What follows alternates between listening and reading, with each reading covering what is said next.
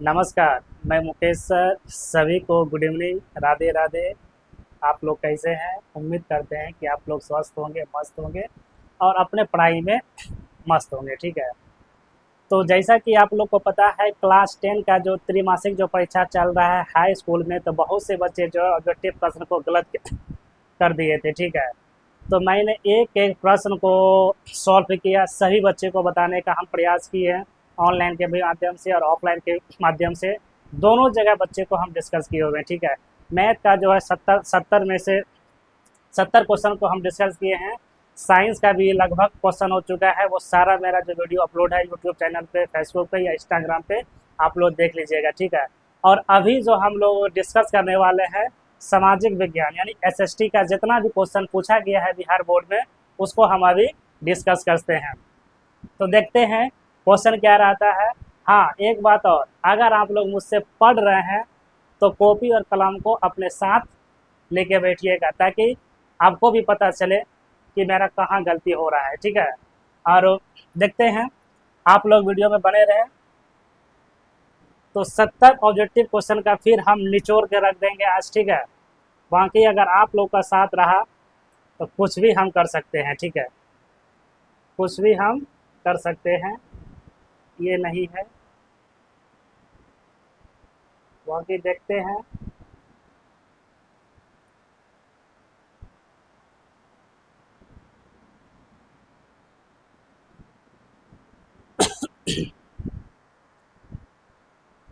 हाँ, ये रहा क्वेश्चन। ठीक है।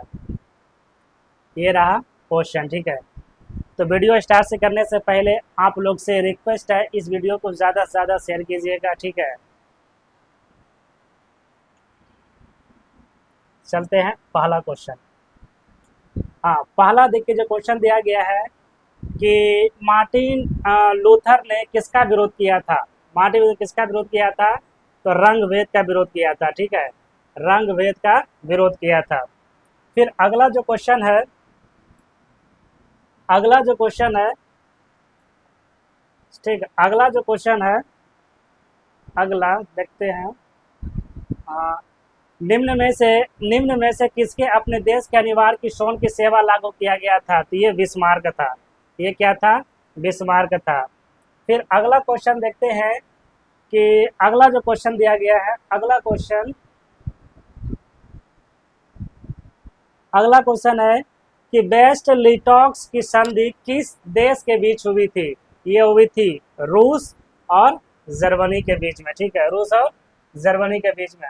अगला जो क्वेश्चन दिया गया है, सोवियत संघ का विघटन कब हुआ था? सोवियत संघ का विघटन कब हुआ था? ये क्वेश्चन भी आई है। ये जो है 12th में भी आर्ट्स में पूछा जाता है बार बार क्वेश्चन। ठीक है। ये हुआ था 1991 में, यानी 26 दिसंबर। ठीक है, याद कीजिएगा। 26 दिसंबर 1991 में सोवियत संघ का विघटन हुआ था और इसी ईस्वी में शीत युद्ध का भी अंत हुआ था। ठीक है। फिर अगला जो क्वेश्चन है, 6 नंबर का दिया गया है, इंग्लैंड में महिलाओं को वोट देने का अधिकार कब मिला था? इंग्लैंड में महिलाओं को वोट देने का अधिकार कब मिला था? तो ये मिला था 1918 में। 1918 में। फिर अगला जो क्वेश्चन है, अगला 7 नंबर का जो प्रश्न है कि विनिया कांग्रेस के अध्यक्षता किसने की थी? विनिया कांग्रेस की अध्यक्षता किसने की थी? ये किया था मेटरनिक ने। फिर अगला जो प्रश्न है 8 नंबर का, अगला जो प्रश्न है 8 नंबर का जो प्रश्न है, 8 नंबर, 8 नंबर, भाषा के आधार पर कहाँ सामाजिक विभेद पाया गया था? भाषा के आधार पर कहाँ सामाजिक विभेद पाया गया था? तो ये श्रीलंका था। ये क्या था? श्रीलंका था। अगला जो प्रश्न है, कार्ल मार्क्स का जन्म कहाँ हुआ था? सबको पता है, ये जर्मनी हुआ था। ठीक है। कार्ल मार्क्स का जन्म कहाँ हुआ था?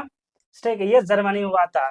फिर 10 नंबर का जो प्रश्न है, निम्नलिखित में से किसने गैरिबाल्डी की जीवन लिखी थी? निम्नलिखित में से किसने गैरिबाल्डी की जीवन लिखी थी? तो इसको लिखा था लाला लाजपत राय ने। लाला लाजपत राय ने। फिर अगला जो प्रश्न है 11 नंबर का आता है, क्रीमिया युद्ध की किसकी पराजय हुई थी? ये रूस की। किसकी हुआ था? रूस की। ठीक है। फिर 12 नंबर का जो प्रश्न है, निम्नलिखित में से किस देश के संज्ञानात्मक शासन व्यवस्था लागू किया गया था? तो यह संयुक्त राज्य में भी किया गया था, स्विट्जरलैंड में भी किया गया था, ऑस्ट्रेलिया में भी किया गया था, इनमें से सभी, इनमें से सभी। फिर अगला जो प्रश्न है 13 नंबर का जो प्रश्न है, 13 नंबर का जो प्रश्न है, यूनान में स्वतंत्रता संग्राम किसकी पराजय हुई थी? यूनान में स्वतंत्रता संग्राम किसकी पराजय हुई थी? ये तुर्की की। ये किसकी हुई थी? तुर्की की। फिर अगला जो क्वेश्चन 14 नंबर का है, नेपोलियन बोनापार्ट किस देश का शासक था? नेपोलियन बोनापार्ट वो किस देश का शासक था? किस देश का शासक था? यह फ्रांस का था। फिर 15 नंबर का जो प्रश्न है, यंग इंडलिज संगठन की स्थापना किसने की थी? यह मैजरिंग ने, यह मैजरिंग ने। फिर अगला जो प्रश्न है, जर्मनी के एकीकरण का नेतृत्व किसने किया था? यह बिस्मार्क ने। किसने किया था? बिस्मार्क ने। फिर अगला जो क्वेश्चन दिया गया है, फ्रैंकफर्ट संधि कब हुई थी? ये क्वेश्चन बहुत VVI है, हर बार एग्जाम में पूछा जाता है, क्लास 10 हो या फिर क्लास 12 आर्ट्स, ठीक है, ये दोनों में ये क्वेश्चन पूछा जाता है। ये हुआ था 10 मई 1871 में, ठीक है, 10 मई 1871 में, ऑप्शन डी। फिर अगला जो क्वेश्चन 18 नंबर, फ्रांसीसी क्रांति का मुख्य नारा क्या था? तो फ्रांसीसी क्रांति का मुख्य नारा क्या था? स्वतंत्रता, समानता एवं बंधुता। फिर अगला क्वेश्चन था, दास कैपिटल की रचना किसने की थी? दास कैपिटल की रचना किसने की थी? एक कार्ल मार्क्स ने। किसने किया था? कार्ल मार्क्स ने। फिर अगला जो प्रश्न है 20 नंबर का, रूस में समाजवादी शासन किससे स्थापित किया गया था? लेनिन। किससे किया गया था? लेनिन, ठीक है। फिर अगला जो प्रश्न है 21 नंबर का, कि भारत में न्यायपालिका किस प्रकार की संधि होती है? भारत में न्यायपालिका किस प्रकार की संधि होती है? तो स्वतंत्र होना चाहिए। स्वतंत्र मतलब होता है कि भारत में किसी व्यक्ति को जीने का अधिकार है, ठीक है, इसीलिए भारत का जो नागरिक होना चाहिए वो स्वतंत्र होना चाहिए।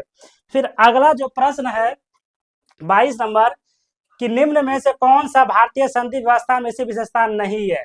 विशेषता नहीं है, तो ये हो जाएगा दोहरी नागरिकता। फिर अगला जो प्रश्न है 24 नंबर का, कि निम्नलिखित में से कौन सा सामाजिक विभाजन का आधार नहीं है? सामाजिक विभाजन का आधार नहीं है, तो ये धर्म सामाजिकता ही है, भाषा सामाजिक ही है, जाति सामाजिक ही है, मानवता, मानवता जो है वो विभाजन का आधार नहीं है, ठीक है, वो विभाजन का आधार नहीं है।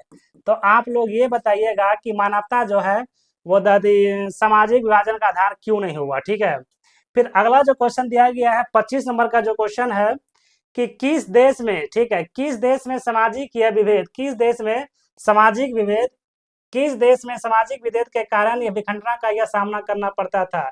यह था यूगोस्लाविया, ठीक है। फिर 26 नंबर का जो प्रश्न है, कि नेपाल में लोकतंत्र की स्थापना कब हुआ था? नेपाल में लोकतंत्र की स्थापना कब हुआ था? 2006 में। तो यहाँ से क्वेश्चन बनता है, आप लोग नोट कीजिएगा, कि झारखंड बिहार से कब अलग हुआ था, ठीक है, झारखंड बिहार से कब अलग हुआ था? इसका जो आंसर है आप लोग कमेंट के माध्यम से मुझे बताने का प्रयास कीजिएगा। फिर 27 नंबर का जो प्रश्न है, कि सत्यदली संगठन कहाँ बनाया गया था? ये नेपाल में। कहाँ बनाया गया था? नेपाल में। फिर अगला जो प्रश्न है, प्रोजेस्टर और कैथोलिक समूह के संघर्ष के लिए किस देश का नाम जाना जाता था? यह आयरलैंड था। क्या था? आयरलैंड, ठीक है, आयरलैंड था।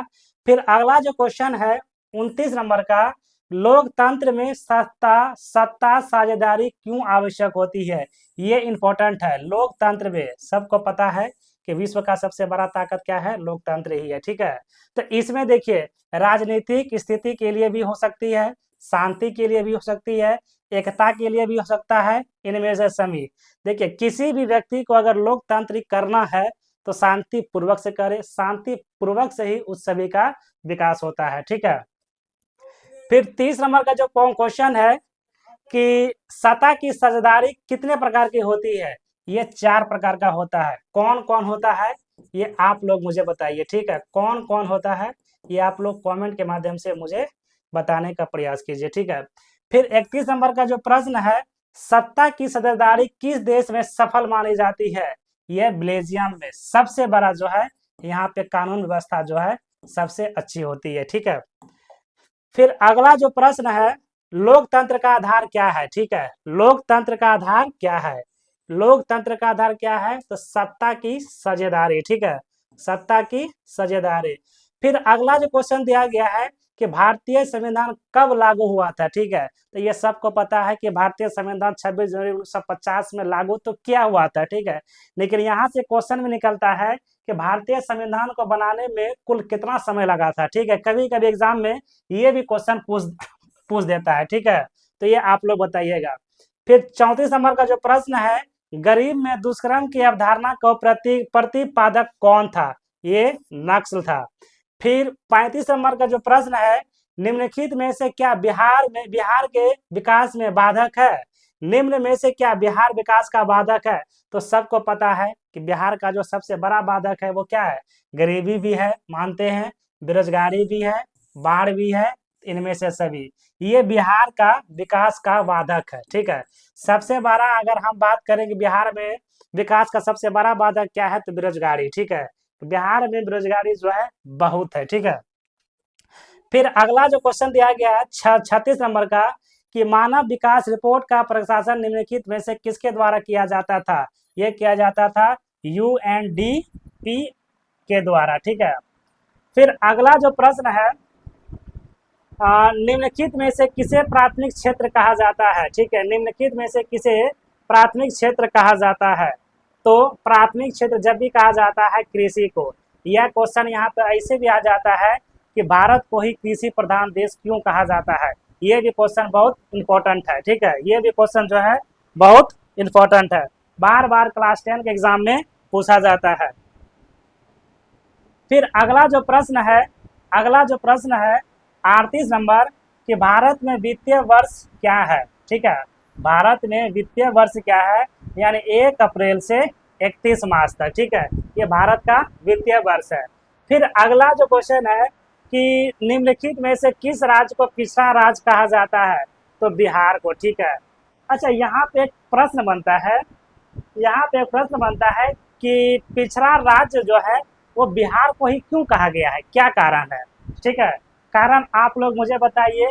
यहाँ से क्वेश्चन हम निकाल देते हैं कि बिहार में टोटल जो है वो 29 राज्य है। तो आप लोग ये बताइएगा कि 29 राज्य में ऐसा कौन सा राज्य का मुख्यमंत्री है जो कि कोई भी व्यक्ति उसे पसंद नहीं करता है? ये आप लोग कमेंट के माध्यम से मुझे बताने का प्रयास कीजिएगा। ठीक है, फिर अगला जो प्रश्न है कि योजना आयोग का अध्यक्ष कौन होता है? तो योजना आयोग का अध्यक्ष होता है प्रधानमंत्री। कौन होता है? प्रधानमंत्री। फिर 41 नंबर का जो प्रश्न है, बिहार के विकास के बिना भारत का विकसित संभव नहीं है, यह कथन किसका कहना है? तो एपीजे अब्दुल कलाम। ठीक है, एपीजे अब्दुल कलाम। फिर अगला क्वेश्चन है कि बिहार में सबसे अधिक लोग किस क्षेत्र में कार्य करते हैं? तो यह कृषि में। ठीक है, कृषि में, क्योंकि हम लोग बचपन से पढ़े हैं भारत एक कृषि प्रधान देश है। ठीक है, तो बिहार के जितने भी लोग हैं वो अक्सर जो है वो कृषि पर ही निर्भर करते हैं। फिर अगला जो प्रश्न है, सतत विकास का अर्थ क्या होता है? सतत विकास का अर्थ क्या होता है? भविष्य की जरूरतों को ध्यान देने रखकर विकास करना, वही मेरा होता है सतत विकास का कार्य। ठीक है, फिर अगला जो प्रश्न है कि निम्नलिखित में कौन सा मानव पूंजी है? तो निम्नलिखित में कौन सा मानव पूंजी है? ठीक है, कौन सा मानव पूंजी है? तो वो शिक्षा है। ठीक है, यहाँ से फिर एक क्वेश्चन निकलता है कि शिक्षा ही मानव का पूंजी क्यों हुआ? कोई एक कारण बताओ। यह प्रश्न आप लोग नोट कर लीजिए और कमेंट के माध्यम से मुझे बताने का प्रयास कीजिएगा कि शिक्षा जो है मानव पूंजी क्यों हुआ। ठीक है, फिर अगला जो प्रश्न है 45 नंबर का जो प्रश्न है कि राष्ट्रीय आय का मुख्य स्रोत क्या है? ठीक है, राष्ट्रीय आय का मुख्य स्रोत क्या है? उत्पादन है। फिर यहाँ से क्वेश्चन हम निकालते हैं कि राष्ट्रीय आय का मुख्य स्रोत उत्पादन ही क्यों हुआ? क्या कारण था? ये इसका भी कारण आप लोग मुझे बताने का प्रयास कीजिएगा। ठीक है, फिर 46 नंबर का जो प्रश्न है कि निम्नलिखित में से कौन सा राष्ट्रीय आय मापने की विधि होती है? आय मापने की विधि होती है तो इनमें से सभी। फिर अगला जो प्रश्न है 47, कि भारत में योजना आयोग का गठन कब हुआ था? 15 मार्च 1950 में भारत में योजना, ठीक है, योजना आयोग का गठन हुआ था। ठीक है, गठन हुआ था। उसके बाद अगला जो प्रश्न है, 49 नंबर 48 नंबर का, कि निम्नलिखित में कौन सा विकास का संकेतक है। तो शिक्षा भी है, ठीक, विकास सबसे पहले शिक्षा मानते हैं, अगर शिक्षा रहेगा तो आप हर चीज शिक्षा के सामने जीत सकते हैं, ठीक है। अगर शिक्षा नहीं रहेगा तो आपका जीवन व्यर्थ है। उसके बाद स्वास्थ्य, आय, इनमें से सभी, तो ऑप्शन नंबर इनमें से सभी के साथ हम जाते हैं। फिर 49 नंबर का जो प्रश्न है, पेट्रोलियम किस प्रकार का संसाधन है। तो ये अनवीकरणीय संसाधन है। यहाँ से क्वेश्चन निकलता है कि अनवीकरणीय संसाधन कौन कौन से होते हैं, उसका नाम लेके। ये 2 नंबर में आपसे पूछा जाएगा सब्जेक्टिव में, ठीक है। फिर 50 नंबर का जो प्रश्न है कि पंजाब में भूमि, ठीक है, पंजाब में भूमि निम्नकरण का मुख्य कारण क्या है, ठीक है। तो इसका हो जाएगा अधिक सिंचाई, ठीक है, अधिक सिंचाई। फिर 51 नंबर का जो प्रश्न है कि बिहार में अति जल दोहन किस तत्व पर संदूषण बढ़ रहा है, ये हो जाएगा हार्मोनिक्स। फिर 52 नंबर का जो प्रश्न है कि बांध परियोजना की शुरुआत कब हुई थी, ठीक है, बांध परियोजना शुरुआत कब हुई थी, ये हुआ था 1975 में, ठीक है, यानी 1 अप्रैल, ठीक है, याद रखिएगा 1 अप्रैल 1975 में, ठीक है। फिर अगला जो प्रश्न है, कि भारत में सबसे अधिक कोयला कहाँ पाया जाता है, ठीक है। भारत में सबसे अधिक कोयला कहाँ पाया जाता है, ये पाया जाता है गोंडवाना क्षेत्र, ठीक है, गोंडवाना क्षेत्र। यह आपसे कभी कभी ऐसे पूछ लेगा कि कोयला का निर्माण सबसे बेसी जो है वो कहाँ होती है, झारखंड में, ठीक है, कहाँ होता है, झारखंड में, ठीक है। उसके बाद 54 नंबर का जो क्वेश्चन है कि मानव किस प्रकार का संसाधन होती है, यह जैव संसाधन होती है, ठीक है। फिर 55 नंबर का जो प्रश्न है, कपास की खेती के लिए कौन सी मृदा उपयुक्त है, रेगू मृदा। तो यहाँ से क्वेश्चन निकलता है कि रेगू, ठीक है, रेगू, याद रखिएगा, यहाँ से क्वेश्चन एक निकलता है रेगू, ठीक है, रेगू मृदा, ठीक है, रेगू मृदा का किस नाम से जानते हैं, ठीक है, किस नाम से जानते हैं, तो ये आप लोग बताइए मुझे, ठीक है। ये बार बार क्वेश्चन जो है क्लास 10 में पूछा जाता है। फिर 56 नंबर का जो क्वेश्चन है कि काटी तापी विद्युत यंत्र कहाँ है, ये मुजफ्फरपुर, जो कि बिहार में ही है। फिर 57 नंबर क्वेश्चन है कि बिहार में नहरों द्वारा सार्वजनिक सिंचाई किस जिले में होती है, ये रोहतास में, ये कहाँ होता है, रोहतास में, ठीक है। फिर अगला जो प्रश्न है कि वह कौन सा रासायनिक है जो मेढक के प्रजनन को नष्ट कर देता है, यह एंड्रीन, ठीक है, कि कौन है, एंड्रीन, ठीक है। फिर अगला जो प्रश्न है, अगला जो प्रश्न है 58 नंबर, ठीक, 58 नंबर का जो प्रश्न है कि देश के बाधक को कितने भारत का मंदिर कहा जाता है, तो पंडित जवाहरलाल नेहरू को, ठीक है। फिर अगला जो प्रश्न है कि रेगू मृदा का सार्वजनिक विस्तार किस राज्य में होता है, तो ये महाराष्ट्र में होता है, ठीक है, यानी रेगू मृदा का अधिकतम जो निर्माण होता है वो महाराष्ट्र में होता है।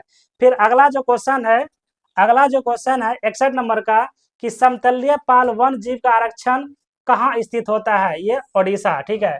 फिर अगला जो क्वेश्चन है 62 नंबर का कि निम्न तेल उत्पादक क्षेत्रों में कौन से गुजरात को स्थित करती है, ये अलेक्सवर, ठीक है। फिर अगला जो प्रश्न है यूनेस्को द्वारा भारत में कितने जैवमंडल आरक्षित क्षेत्रों में मान्यता दी गई है, ठीक है, मान्यता दी गई है, तो वो है 12, ठीक है। फिर अगला जो प्रश्न है 64 नंबर का कि सोपानी कृषि किस राज्य से प्रचलित होती है, सोपानी कृषि किस राज्य से प्रचलित होती है, ये उत्तराखंड से, कहाँ से होता है, ये उत्तराखंड से। उसके बाद आप लोग एक प्रश्न यहाँ से लिख लीजिएगा, झूम खेती, ठीक है, झूम खेती कहाँ होता है, ठीक है, झूम खेती कहाँ होता है, ये आप लोग मुझे बताइएगा। फिर 65 नंबर का जो प्रश्न है कि 1934 में बिहार के किस प्राकृतिक आपदा